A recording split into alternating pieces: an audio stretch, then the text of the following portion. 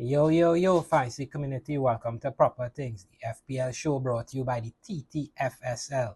It's your host, Michael, back again with episode 9 of season 2.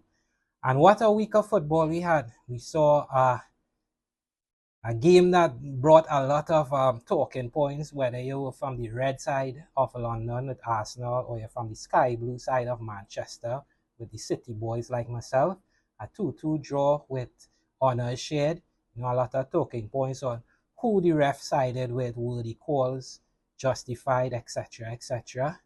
And then we saw the rise of Luis Diaz to be an option that most are saying could cover the king of FPL, Mo Salah. We're seeing Mbeumo being a very popular pick, just rising up in the market as his percentage just rises in other people's teams right now. We're seeing people waving goodbye to players such as Hall, such as Vardy in order to bring in Arsenal defenders, and a lot of movement in the transfer market. And this week promises to be an exciting episode because it's the wildcard episode. So a brand new team, same name, but new players coming through. So wildcard week, game week 6, here we go.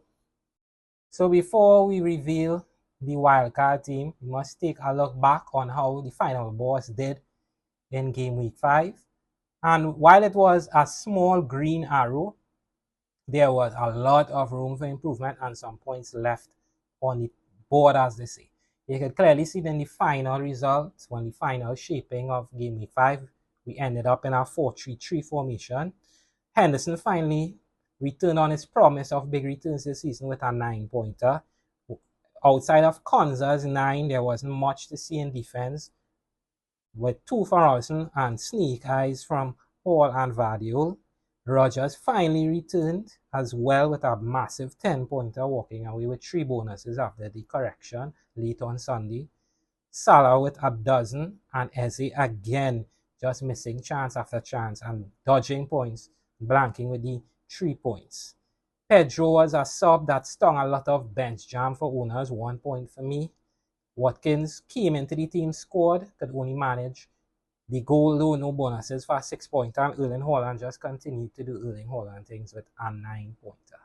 So that was the review of game week 5, and we just had a small green arrow moving up about 100,000 spots. So we're just outside the 2 million rank right now after a 63-point game.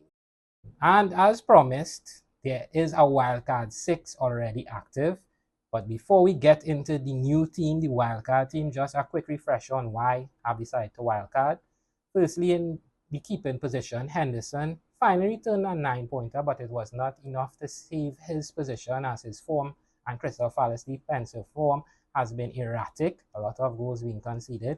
The defense is out of sorts with Baku leaving the league. Hall struggling to play week in and week out. Robinson's fixtures from Fulham is about to turn very difficult, and Vardy is not as advertised maybe when we bought him for 6 million, as he may have to play the more traditional centre-back role going forward for Manchester City, as Rico Lewis is going to play some games and he seems to be the one inverting into midfield. And my boy City have a tendency to leak the odd goal, so it's not a great pick for the 6 mil, and especially with price drops coming in as well. Well, at least expected to come in for the Croatian defender. In midfield, Jota, Wings, and Eze have become problems, whether it be minutes risk or injury, etc. And finally, João Pedro has been a bust since I bought him in 2 weeks ago. So without further ado, now we're going straight into the wildcard. So the wildcard goalkeeper is going to be Flecken from Bournemouth at 4.5 mil.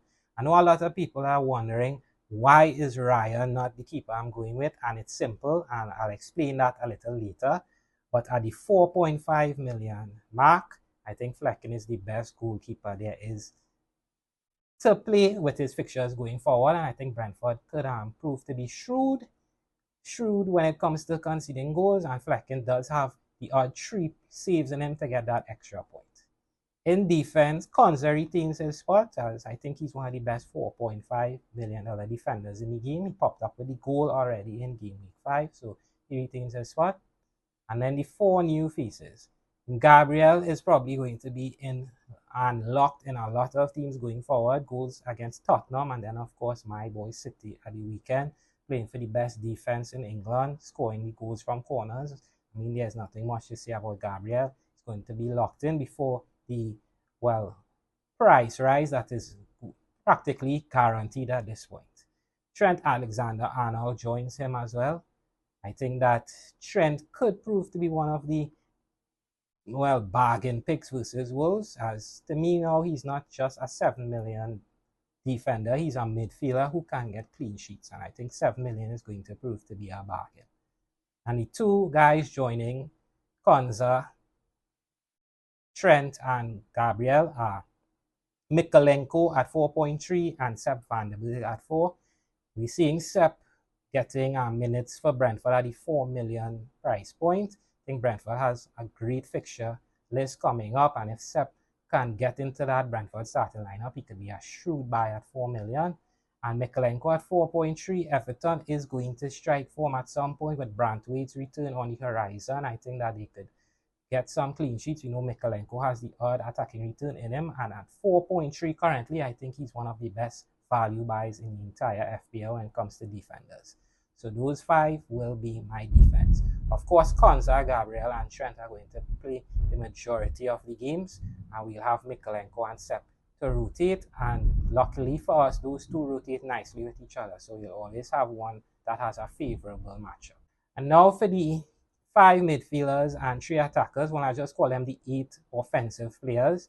I think right now, with the state of FPL, normally having that 8 attacker is not really one that a lot of managers look towards, as they would just put any 4.5 guy out who can start and probably do a job.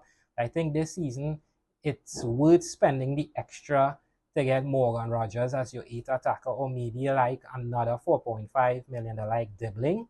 But I prefer Morgan, so I'm going to have Rogers in my team. So that's the first midfielder in there, which is Rogers.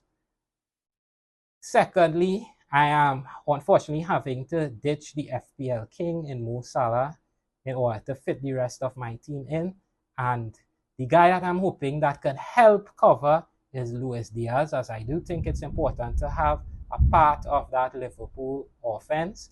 I'm not really sure who between Jota and, of course, Darwin, Mad Dog Nunes will start at number 9 for Liverpool. Salah is on the right side, and the left side seems to be between Diaz and Gakpo. Diaz is one of the hottest players right now in the entire game. He's returning game after game, and at his price point, I think he's one that a lot of managers will look to, especially those who don't have Salah in their team. So far it's Rogers and Diaz. Third on the list is Mbeumo from Brentford. We're already seeing that he is scoring goals at a rapid clip. Brentford have a so good schedule going forward, and I think Mbeumo could prove to be one of those guys to help you just shoot up your table. And with penalties, there's only positives to say about this asset. So Mbeumo is locked in on my wildcard. There's no way that Mbeumo is not going to be in this team unless we hear about an injury before the deadline. The fourth name is going to be Semenyo from Bournemouth. I think that for the next 2 games, Semenyo could prove to just fire in a lot of points. As we looked at, he has Southampton on the Monday and then Leicester. I think there's an opportunity here to bag points and possibly just shoot up your table. And then if you want, you can rotate him with that 8 striker and probably put Semenyo on the bench for the more difficult fixtures. But I think you have a very, very unique opportunity to jump on the Semenyo wagon for 2 weeks, get your points, and possibly jump off or rotate him to the bench. And finally, the new marquee addition is going to be Bukayo Saka from Arsenal. The star boy comes in to replace Salah, so it's basically Saka coming in for Salah, bringing Diaz in from Liverpool, and then being able to spread it to get that 8 attacker or that 5th midfielder.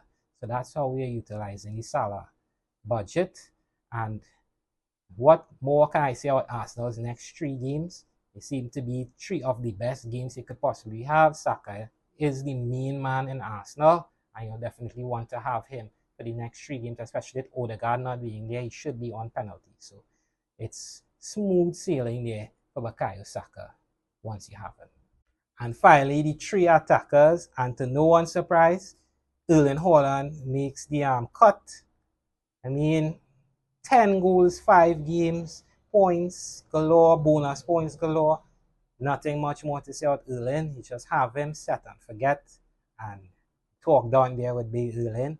And accompanying Erling is Watkins, and I got him at 8.9 last week. He retains his spot in my team, I think, against Ipswich. We're going to want to have him.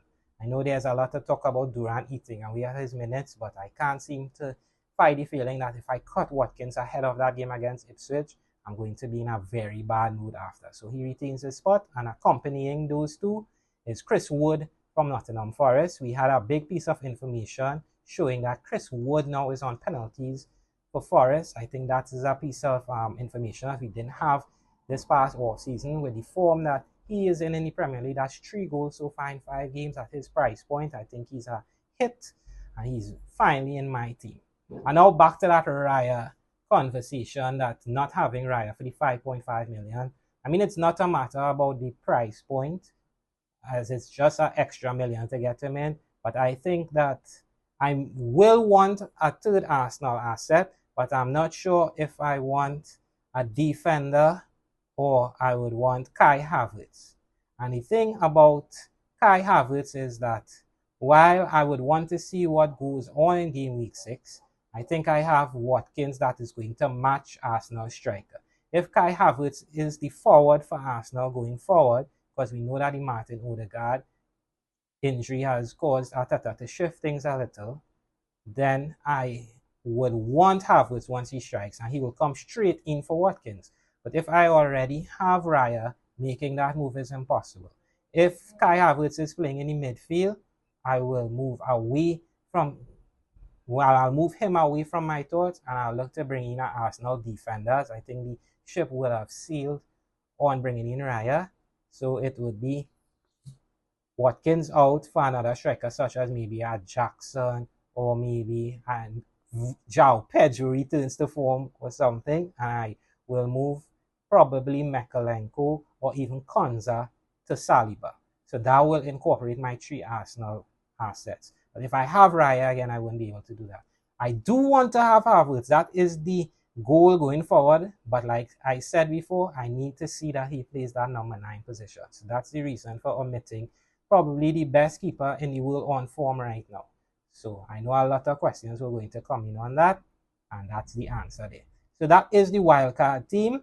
I think that I have a lot of options. I have my 3 defenders that I would want to play week in and week out. I have Mikalenko and Sepp on the bench. That is a value saving little penny pinching, but they're going to prove to be great assets going forward. And I have my 8 attackers, 5 starting midfielders, and 3 strikers that I absolutely like thus far. So all in all, I think the wildcard is an upgrade on the old team 120%, as few players have retained their spots. I think it's only the backup keeper, Konza, and of course Rogers. Well, the 3 Aston Villa boys, and of course Erling Haaland and Watkins. So that's all that I have to say for the wildcard. Wish me luck. I think I have a lot of points in store, and we could rise back up the table with this 15-man squad.